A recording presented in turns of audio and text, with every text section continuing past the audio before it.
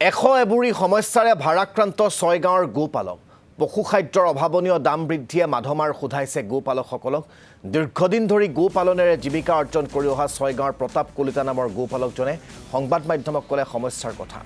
পশুখাদ্যৰ অভাৱনীয় দাম বৃদ্ধিৰ লগতে গাখীৰৰ কম দাম আৰু পশু চিকিৎসকৰ অভাৱেও জলাকলা খুৱাইছে গোপালকসকলক শীঘ্ৰেই ৰাজ সাহায্যযুক্ত পশুধনৰ বীমা আঁচনি মুকলিৰ বাবে অন্যান্য সা সুবিধা প্ৰদানৰ বাবে পশুপালন মন্ত্ৰীক অনুৰোধ গোপালকৰ আসলতে মই এজন গোপালক হিচাপে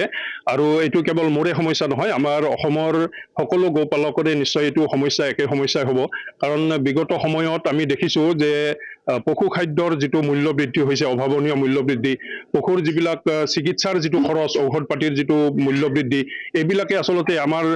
দুগ্ধ পালকসকলৰ গোপালকসকলৰ যেটো উৎপাদিত গাখীৰ সেই গাখীৰৰ যেটো মূল্য আসলতে নিৰ্ধাৰণ হ'ব লাগে সেই মূল্যটো নিৰ্ধাৰণ হোৱা নাই আজি পুৰবী কক আমুল কক তেওঁলোকৰ গাখীৰৰ যেটো তেওঁলোকে মূল্য পায় সেইটো আমাৰ যিসকল গোপালক আছে স্থানীয় গোপালকসকলে নাপায় আমাৰ গোপালকসকলে 40 টকা 45 টকা 50 টকাত গাখীৰ বিক্ৰী কৰিব লগা হয় আৰু এটি এনেকুৱা সময় আহে কেতিয়াবা যে গোপালকসকলৰ গাখীৰ মানে বিক্ৰীও নহয় কেতিয়াবা গতিকে হেতুৰ কাৰণে আমাৰ যথেষ্ট অসুবিধা হয় আৰু তাৰ কাৰণে আসলতে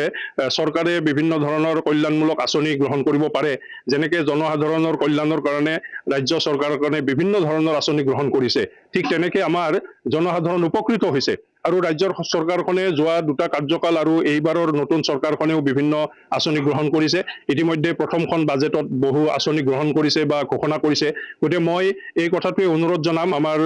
মাননীয় মুখ্যমন্ত্ৰী মহোদয় হিমন্ত বিশ্ব শৰ্মা বিত্তমন্ত্ৰী পশুপালন মন্ত্ৰী সকলোকে এইটো অনুৰোধ জনাম যে আসলতে গোপালকসকলৰ যিখিনি সমস্যা সেই সমস্যা কথাখিনিও তেখেতকে হৃদয়ঙ্গম কৰিব লাগে আৰু